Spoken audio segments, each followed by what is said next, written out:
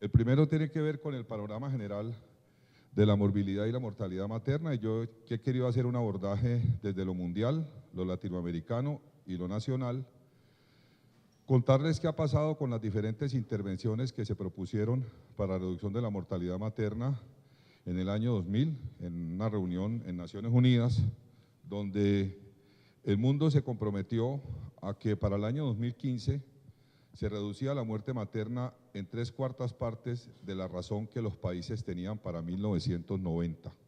Esa fue la meta que se fijó en Naciones Unidas en el año 2000, y en el caso particular de Colombia, la meta implicaba que para el año 2015 la razón de mortalidad materna estuviera por debajo de 50 por 100.000 nacidos vivos.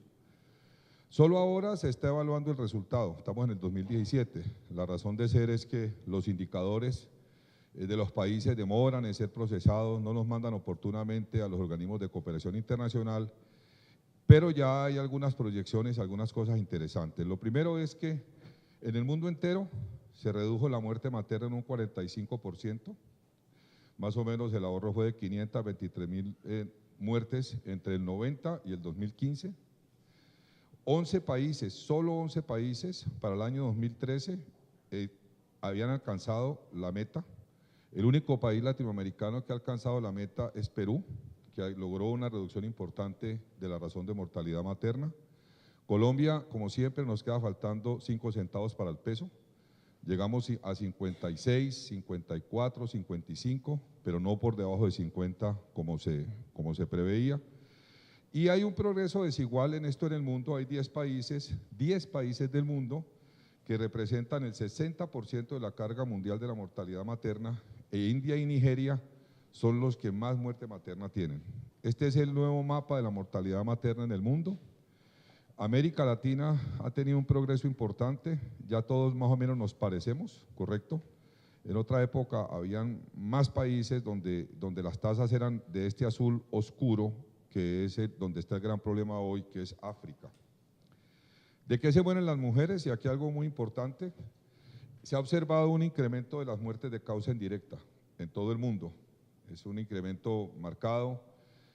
Parece ser que todo este tema de neumonías adquiridas en comunidad, mujeres que se embarazan con condiciones de salud preexistentes, donde el embarazo agrava esa condición, son cada vez más frecuentes. Y cuando uno quiere hablar de intervenciones, en este panorama uno tiene dos intervenciones, una de salud pública y tiene que ver con el tema de medioambiental, la exposición, los virus que llegan por toda parte, etcétera, etcétera, y el otro que tiene que ver con una iniciativa que lamentablemente no hemos implementado, que es la de atención preconcepcional. Poder intervenir a las mujeres antes de embarazarse, sobre todo mujeres con condiciones médicas preexistentes, para que si en el momento de embarazarse esas mujeres puedan tener un mejor resultado.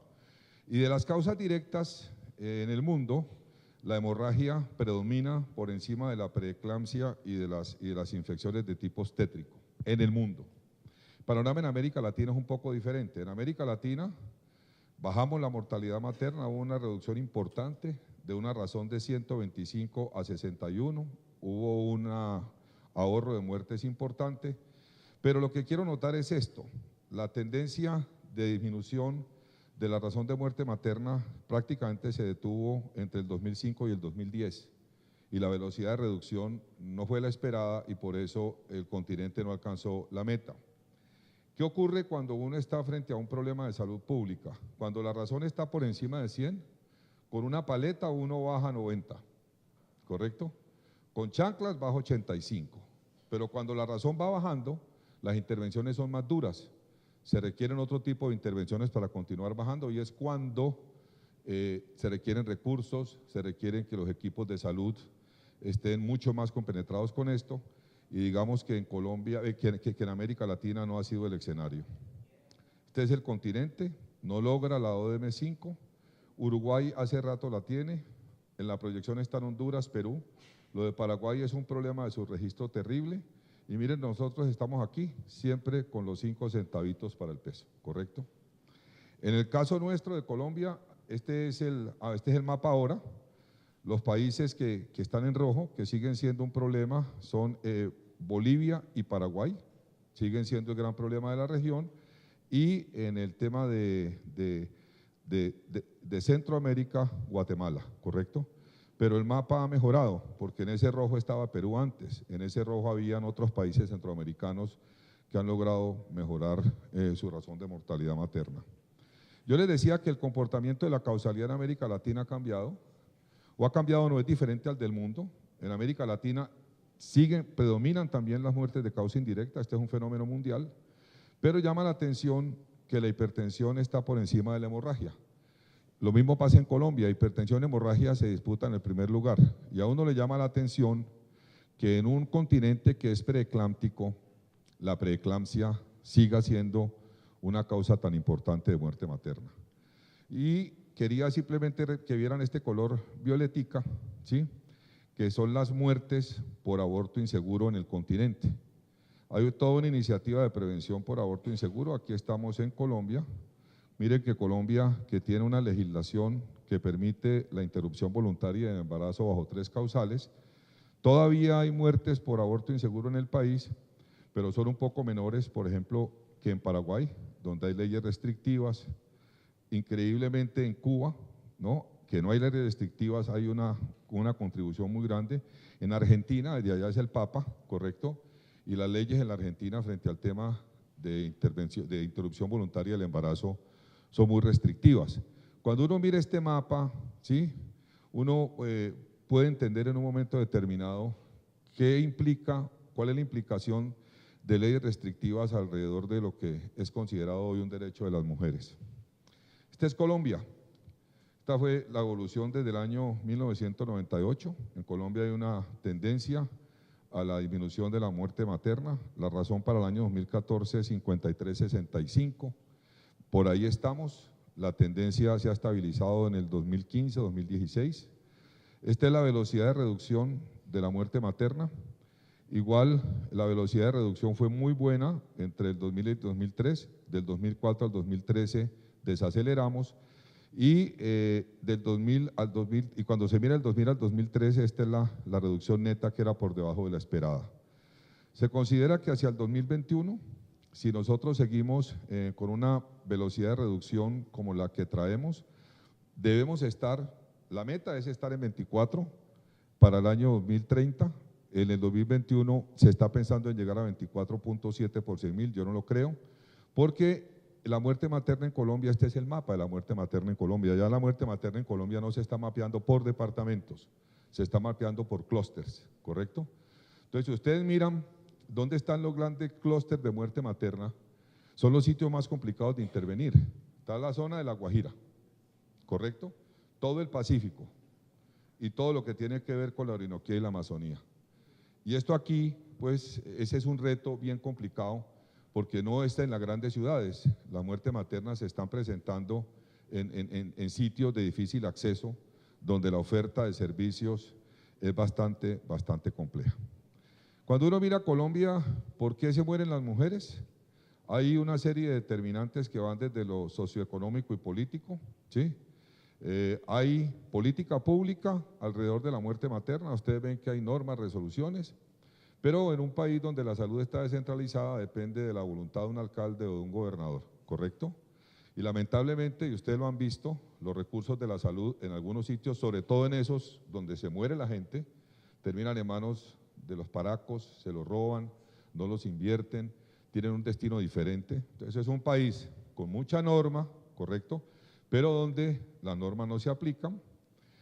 Adicionalmente a eso, como les decía, es en todo el país la apropiación y la implementación de políticas públicas en salud materna es muy pobre por todos los condicionantes políticos y de corrupción que el país tiene.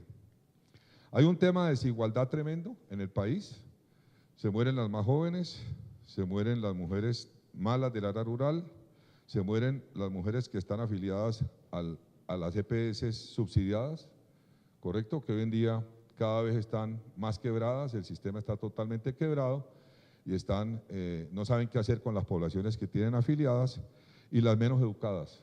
Entonces, cuando son las más jóvenes, las que vienen a la rural, las que tienen menos acceso a la salud y las menos educadas, pues hay un eje de desigualdad terrible. Y hay una serie de determinantes intermedios, hay todavía problemas biológicos y culturales, sobre todo en esas zonas. Los guayús son un problema serio en La Guajira. En la zona Pacífico hay toda una cultura de las negritudes del Pacífico que hacen de que el imaginario de ellos es un imaginario muy distinto al de la cultura occidental y que muchas veces esas prácticas que ellos tienen son difíciles de cambiar, ¿correcto? Y hay todo lo que tiene que ver con menos ahora, aparentemente menos, pero en un momento determinado todos los problemas de guerrilla y todos los problemas de inseguridad generaron muchas muertes maternas en el país y la situación económica pues que no es para nada boyante. Con referencia al tema de morbilidad materna extrema, ustedes saben que la muerte materna en la medida en que va reduciendo, pues esperar a que una mujer se muera para uno estudiar por qué se muere y poder generar intervenciones para evitar muertes futuras es como injusto. No es necesario que una mujer se muera para trabajar por la salud de las mujeres. Por eso el Near Miss o la morbilidad materna extrema es un evento extraordinario porque es un evento anticipatorio más frecuente que la muerte materna.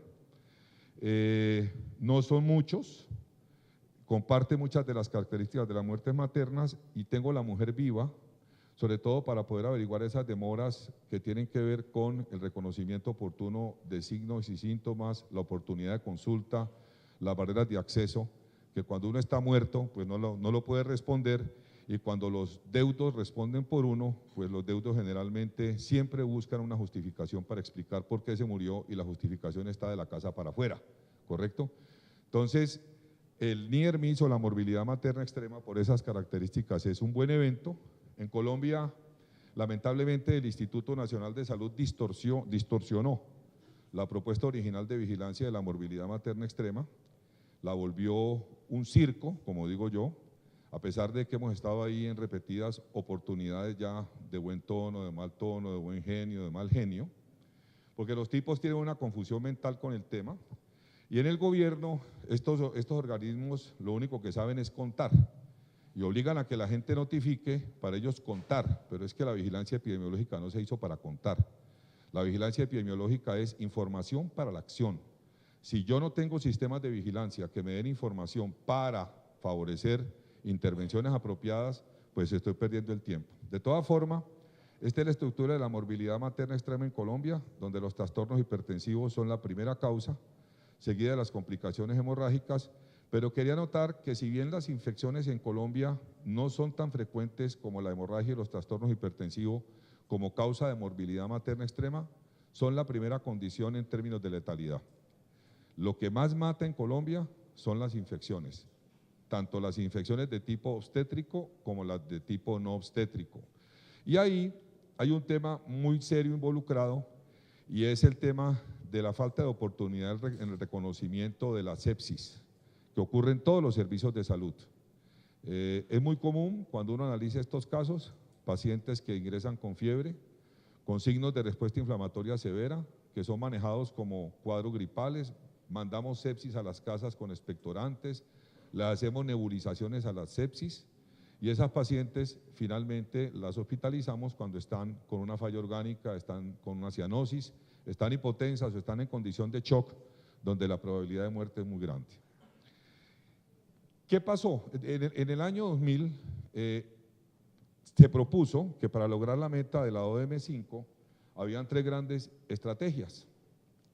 Planifique, garantice el acceso universal a la planificación familiar, el acceso a la atención del embarazo y parto con calidad y el acceso a los servicios de aborto inseguro. Cuando uno trata de explicar por qué esos indicadores que les mostré, por qué no logramos la meta, pues uno tiene que reflexionar qué pasó con estas intervenciones. Este es el estado de los indicadores, esta es la tasa de uso de métodos anticonceptivos en mujeres en edad fértil en toda América.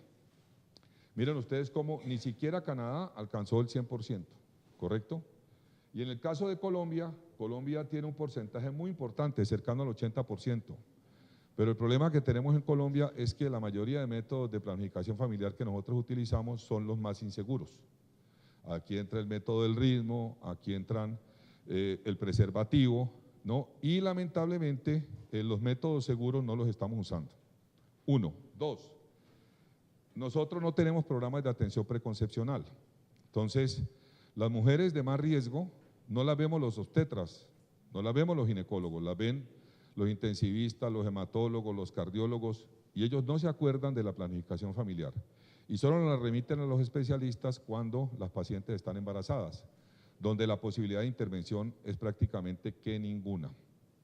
Ahí hay una iniciativa, porque en Colombia, además, la planificación en el primer nivel de atención no la hacemos los ginecólogos, la hacen las enfermeras y o los médicos generales.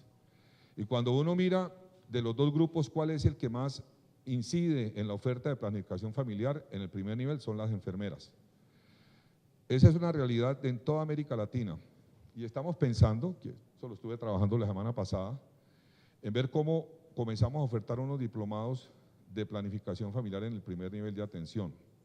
Sobre todo porque una cosa es la planificación de los laboratorios, la planificación centrada en la belleza, centrada en el peso, en los vellos, en no sé qué, en si sé cuándo, y otra cosa es la planificación centrada desde una perspectiva de salud pública, donde los LARCs, que son los métodos de larga duración reversibles, tienen un espacio muy grande tanto en la preconcepción, en pacientes gravemente enfermas, como en el posparto de pacientes que sobreviven a una morbilidad materna extrema, y no lo estamos haciendo. Entonces, en esta iniciativa fallamos. ¿Y dónde fallamos más? Como siempre, en los adolescentes. Miren ustedes, esta es la población de adolescentes, y miren ustedes cómo los adolescentes son los que menos acceso tienen a los métodos de planificación familiar, y ahí tenemos un problema terrible de embarazo en adolescente, ¿correcto? Que Colombia, que llevaba una tendencia al incremento, lo ha estabilizado, y estamos muy contentos porque íbamos para pasar de 20 y estamos parados en 20. La estrategia de prevención del aborto inseguro, y aquí viene algo que es muy importante, a los ginecólogos no nos gusta hacer interrupciones voluntarias del embarazo, ni estimulamos las interrupciones voluntarias del embarazo. Los ginecólogos precisamente lo que buscamos es que las mujeres no lleguen a esa situación, y la estrategia es la anticoncepción, es educar a las mujeres para que las mujeres se autodeterminen al momento de embarazarse. Pero miren ustedes lo que pasa en países con leyes restrictivas. En El Salvador operar un embarazo ectópico da cárcel, salvo que esté roto. Si yo opero un embarazo ectópico no roto en El Salvador, me pueden apresar. Entonces, eso ya, pues, ya es el colmo de la restricción. Pero miren el contraste entre los países con leyes restrictivas y con leyes menos restrictivas, y miren ustedes que el problema no es la ley, el tema es la planificación familiar. En grisecito ven la tasa de prevalencia de uso de contraceptivos en estos países. De lejos, los países con leyes menos restrictivas, las mujeres tienen mayor acceso a los métodos de planificación familiar. Si yo tengo mayor acceso a los métodos de planificación familiar, el problema no es la ley. Yo puedo tener leyes menos restrictivas como aquí, y miren ustedes que la tasa de abortos no es muy diferente a cuando hay leyes restrictivas, pero el aborto inseguro prácticamente es cero. Y el aborto inseguro, como les mostré en las diapositivas anteriores, es una de las causas de muerte en América Latina y aún en Colombia. ¿Cuál es la reflexión con esto? Colombia es un país que tiene ley, es un país que tiene supuestamente las condiciones para garantizarle ese derecho a las mujeres, sin embargo las mujeres no pueden optar por ese derecho. Y hay una causal que es la causal salud, que es la causal más compleja de las causales, porque la definición de salud se hizo al tenor de la etimología de salud de la Organización Mundial de la Salud, que es el completo estado de bienestar físico y mental. Entonces una mujer puede argumentar finalizar un embarazo porque el embarazo le genera una alteración en su bienestar físico y mental, y esa mujer tiene todo el derecho a solicitar la interrupción voluntaria del embarazo. Entender eso es muy difícil. Y uno diría que si son mujeres las que están manejando mujeres fuera más fácil de entender, porque los hombres, pues nosotros, hermano, a veces no entendemos toda la carga que implica un embarazo en una mujer y en sus proyectos de vida. Y esta es una situación muy compleja, y en Colombia todavía seguimos siendo restrictivos a pesar que tenemos la norma, y la mayor restricción en Colombia la hacemos los profesionales de la salud. Y el tercer aspecto es el que tiene que ver con cobertura y calidad. Todos los países, miren, este es el porcentaje de parto atendido por personal capacitado en América Latina, es una locura. Colombia está casi en el 99%, Y uno saca pecho y los gobiernos sacan pechos con esto, pero aquí se nos olvidó algo, es la calidad. ¿Cuál es la calidad de la atención obstétrica en Colombia? ¿Cuál es la seguridad de la atención obstétrica en Colombia? Yo, que más o menos me he caminado esto, yo puedo decir que es bastante deficiente y que las instituciones que pueden decir uno que son seguras son muy pocas, ¿correcto? Entonces, si uno mira, ¿por qué no logramos la ODM5? Porque nos estamos cortos en la anticoncepción, porque no tenemos programas de anticoncepción postparto en Near Miss ni atención preconcepcional, porque a pesar de que tenemos las normas para la prevención del aborto inseguro, siguen predominando una serie de principios morales y religiosos sobre los derechos de las mujeres, y adicionalmente a eso, porque hemos aumentado la cobertura, pero no hemos mejorado la calidad. Y finalmente, porque es que, como dijo Pambelé, es mejor ser rico que pobre, ¿correcto? Pambelé era un sabio, es mejor ser rico que pobre, dijo Pambelé. Y hay una serie de inequidades. Miren ustedes aquí, esta es la cobertura de indicadores de edad. Cuando uno mira a Honduras, en parto institucional, el promedio de Honduras es importante, pero es que las que son del grupo de ricos, en más casi el 100% tienen parto institucional, pero los pobres tienen muy poco parto institucional. Entonces también nos matan los promedios, ¿correcto? Los promedios en salud no existen. Por eso el gobierno hoy en día está exigiendo que los indicadores se hagan por grupos poblacionales y fundamentalmente por grupos vulnerables. ¿Cuál es la razón en las negritudes? ¿Cuál es la razón en la población indígena? ¿Cuál es la razón en la población urbana? ¿Cuál es la razón en la población rural? Porque los promedios mienten, ¿correcto? Uno pudiera decir, esto es de Emma Iriarte, de un líder de una iniciativa, se llama Salud Mesoamérica, donde dice que la muerte de mujeres en edad fértil no es una lucha solo contra una enfermedad, sino que involucra actitudes, comportamientos, tanto del individuo como de la sociedad. Yo estaba en Lima ayer y estuve con los ginecólogos peruanos porque la Sociedad de Ginecología del Perú ha sido clave en esa reducción de la muerte materna del Perú. Y comentábamos eso, ¿no? ¿Qué hizo Perú? ¿Perú qué trajo? ¿Trajo algún aparato raro, no? Más ecógrafos, más Doppler, no. Perú hay una actitud proclive a que cada muerte materna duele, a que en las organizaciones las muertes maternas se estudian, la actitud de la gente es totalmente diferente y ellos, hoy en día, el hecho de ser el único país de América que logró la ODM5 los tiene muy motivados. Y el empate con Colombia todavía más, ¿correcto? Entonces tienen una ilusión tremenda de ir al Mundial y ese país es un país alegre, la gente está alegre, me llamó la atención. Normalmente el peruano, para el sur la gente es más bien tristonga, los vi, parecían caleños en otras palabras. ¿Qué es la mortalidad materna?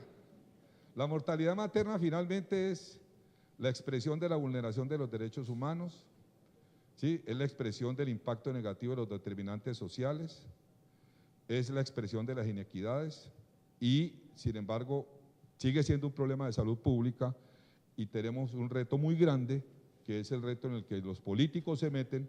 Ahora nuestro ministro fue y aceptó nuevamente en Naciones Unidas el nuevo reto, y es que al año 2030, en las metas de desarrollo sostenible, debemos tener 2/3 de la mortalidad materna que teníamos en el 2010. Eso quiere decir que Colombia debe estar alrededor de 20, ¿correcto? Estamos en 50 y pico ahora. Y el mundo entero se comprometió, el mundo entero, a que la razón va a estar por debajo de 70. Ese es el reto. La pregunta es, ¿qué vamos a hacer para el reto? ¿Correcto? Yo traigo esta diapositiva, que me gusta contar las vivencias. Nosotros desde la Federación Latinoamericana hemos sido muy fuertes en el tema de mortalidad materna y hemos logrado montar los países en iniciativas como Cero Muertes por Hemorragia Posparto, hacer capacitación con simulación y obviamente hoy en día somos una ONG que va a la mesa donde se sientan las ONG del continente para discutir qué hay que hacer. Nosotros estuvimos en este plan para reducción de la mortalidad materna. El plan era para contribuir a la reducción de la mortalidad materna, prevenir la morbilidad materna extrema y fortalecer la vigilancia de la mortalidad materna y la morbilidad materna extrema. Esa era la propuesta latinoamericana. En ese plan nosotros teníamos a Pío Iván Gómez, a Leonel Brioso, que es un uruguayo que fue viceministro de Salud, que es líder en ese país en el tema de prevención del aborto inseguro, en esa comisión, y a José Douglas Jarquín, un salvadoreño. Y Flasoc colocó 2 párrafos en los cuales nosotros insistíamos en que en América Latina la prevención del aborto inseguro sigue siendo un tema clave. Con la llegada de Donald Trump al poder, todas las organizaciones, toda la burocracia de OPS, UNFPA, USAID, viven de fondos americanos. Con la llegada del Pericolorado al poder, ¿no? El tipo resultó más conservador pues que el más godo de este país, y todos los organismos de cooperación para poder defender su sueldo que viene de ahí han ignorado el tema de la prevención del aborto inseguro.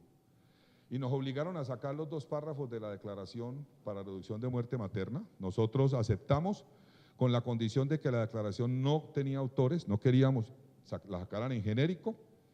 Y en este momento lo digo porque ese derecho de las mujeres ya no va a ser defendido por los que inicialmente lo promocionaron, porque están defendiendo el puesto, y las sociedades científicas tenemos hoy en día un papel muy importante porque somos independientes y lo podemos hacer. ¿Cuál es la propuesta que estamos haciendo de aquí al 2030? Intervenir en 4 ejes: prevención de los embarazos no deseados y de las complicaciones derivadas de ellos, avanzar hacia el tema de calidad, pero de verdad, centrado en la seguridad clínica de la atención, mejorar la competencia de los recursos humanos y tener información para la acción, mantener sistemas de vigilancia, no solamente de muerte materna, sino de morbilidad materna extrema. ¿Y cuáles son las grandes iniciativas? Tenemos que fortalecer todo lo de atención preconcepcional. Colombia, ahora les voy a mostrar, tiene un protocolo elaborado por el Ministerio de Salud que por alguna razón o no se consulta o no se ha implementado, y lo pueden acceder en la página www.unfpa.org, ¿correcto? Y fortalecer la estrategia de prevención del aborto inseguro. La estrategia de prevención del aborto inseguro no la podemos dejar caer en el país, nosotros tenemos que seguir trabajando en eso. Este es el protocolo, se llama Protocolo de Atención Preconcepcional. Este protocolo es hecho con el Ministerio de Salud.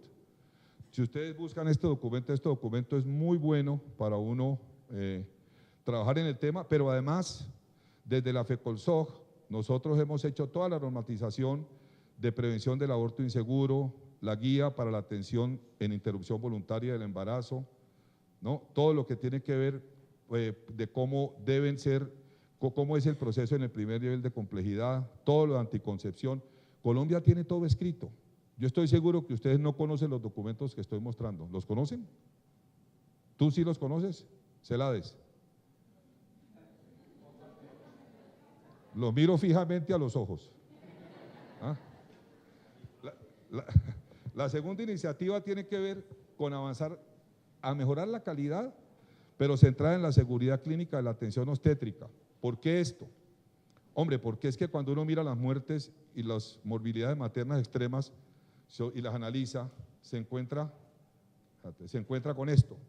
Se encuentra que la demora más frecuente es que las mujeres reciben un tratamiento médico inadecuado y inoportuno, en el 86% de los casos. ¿Cómo así? ¿No? Entonces nosotros tenemos una atención que es insegura. Y miren esta que es más dolorosa. Esta es una diapositiva que hicieron en la Organización Panamericana de la Salud, que habla de la pérdida de oportunidades para un manejo efectivo en condiciones obstétricas para reducir la muerte materna. Y aquí está la tasa de uso cuando se requirió transfusión, el tiempo cuando la cesárea estaba indicada y tenía que realizarse, el uso de sulfato, solo en el 58% de los casos en que estaba indicado en América Latina, ¿correcto? Aparece el uso de hierro y folatos, y esta que me arde durísimo, el manejo activo del tercer periodo del parto. En el continente, solo en el 31% de los casos. Entonces, cuando uno mira una cosa de estas, ¿correcto? Uno dice, ¿cómo es posible que la tasa de uso de estas intervenciones que tienen evidencia en América Latina sea solo del 53%? Es absurdo.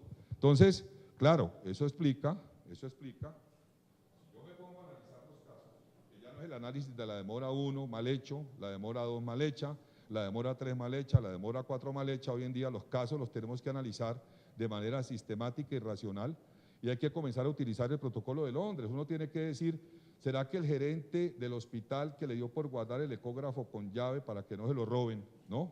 O que no permite que ingrese una materna con acompañante a la maternidad porque no tiene cómo dar un plato más de comida, o ¿eso incide o no incide? ¿De quién depende?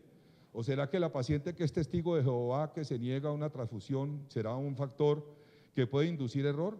¿O será que tener un solo ginecólogo en un servicio, ¿no?, durante 12 horas atendiendo 15 partos y decir que el servicio está bien cubierto porque tiene ginecólogos, ¿eso es correcto? ¿O será que el equipo transdisciplinar que dejan de día y que de noche tiene una jefe para todo el hospital y no una jefe en el servicio de partos, ¿será que eso es seguro? ¿Será que el ginecólogo que hace turno de 7 de la noche a 7 de la mañana en la clínica tal en Armenia, de 7 de la mañana a 7 de la noche en la de Pereira, y en los ratos libres tiene que procrear, ¿será que ese socio está en condiciones de poder atender con seguridad a una paciente? ¿Será que las salas de parto donde son las preguntas? Porque es que nosotros no podemos seguir viviendo el cuento que es que se murió porque es que la ampollita de sulfato de magnesio. No, no, no, no, no. Los análisis tienen que ser integrales, centrados no en las personas, sino en los procesos, para identificar los errores y hacer verdaderos planes de mejoramiento que nos lleven realmente a mejorar la situación. Y los planes, y aquí están las diferentes opciones para disminuir el error en nuestros servicios.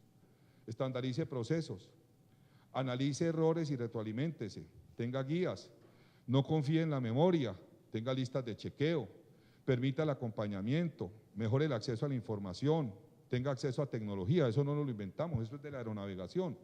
Y nosotros necesitamos implementar esto en los servicios si queremos hablar de calidad.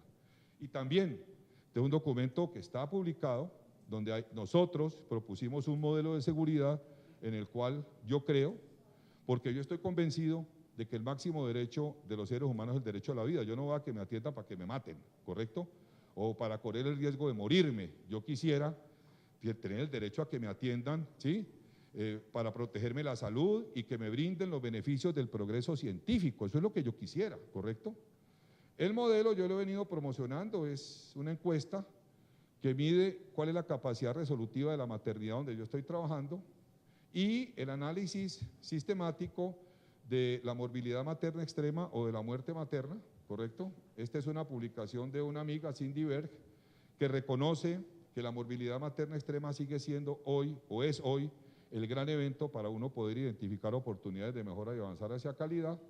Y esta es una reflexión que hicimos con Jack Ludmir, ¿sí?, porque nosotros esto lo hemos publicado para decir que en el país el gobierno se dedicó a contar casos de morbilidad materna extrema y se olvidó que la morbilidad materna extrema era el gran evento trazador de calidad y seguridad, y la oportunidad que el país ha desperdiciado es increíble.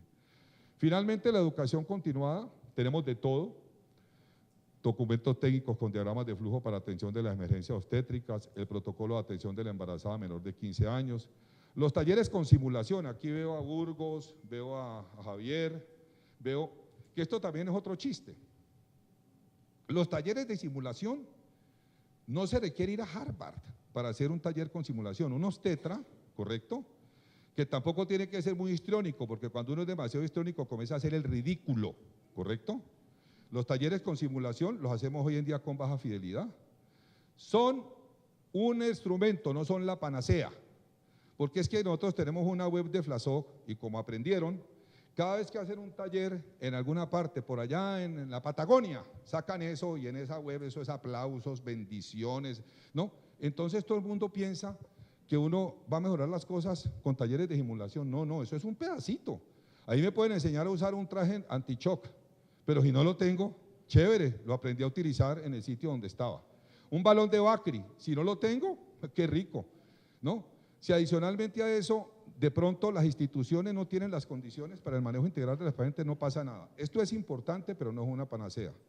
Y finalmente, la vigilancia de la morbilidad materna extrema. Nosotros estamos promocionando el NIR-MIS neonatal. Queremos que los recién nacidos también sean analizados como estamos analizando la morbilidad materna extrema. Esto es relativamente nuevo. Y esta es la gran propuesta. Hoy en día, reducir la mortalidad materna está enmarcado como un derecho humano, es el derecho a la vida. Las estrategias deben de ser integrales, deben de estar centradas en calidad y seguridad, deben apoyarse en la vigilancia epidemiológica de la morbilidad y la mortalidad para poder identificar los factores que determinan estos eventos y poderlos intervenir. Y la intervención se debe hacer desde la preconcepción, en todo el continuo, preconcepción, prenatal, parto, posparto y el recién nacido. Y hay una serie de herramientas que nosotros tenemos que se las mencioné: la atención preconcepcional, la interrupción voluntaria del embarazo, la seguridad de la atención del parto, la anticoncepción posparto, que son importantes. Si uno aplica lo que dice ese cuadrito, es factible que si lo hacemos bien, las cosas mejoren, ¿correcto? Finalmente, Ricardo Fecina, esta diapositiva no es mía, es de Ricardo Fecina. Ricardo Fecina, un día charlando, me dijo: hermano, el problema es de adjetivos. Dije: no, joda, Ricardo, ¿cómo así que de adjetivos? Me dijo: sí, mira, planificación familiar y contracepción, disponibles. Acceso al aborto, seguro. Cuidados de emergencia, seguros y adecuados. Sistema de referencia, funcionando. Cirugía y medicamentos obstétricos, efectivos y disponibles. Cuidados durante el embarazo, parto y puerperio, de alta calidad. Personal de salud capacitado y equipos adecuados.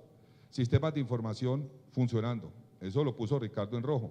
Y esta es la conclusión. En la mortalidad materna uno puede cambiar los nombres, las estrategias, los objetivos, los enfoques, pero no lo lograremos modificar si no cambiamos nuestros comportamientos como seres humanos. La otra semana espero verlos, ¿no?, por aquí, después de la 1 de la tarde, quemándose las presitas en el Congreso Latinoamericano de Obstetricia y Ginecología. Muchísimas gracias por su atención.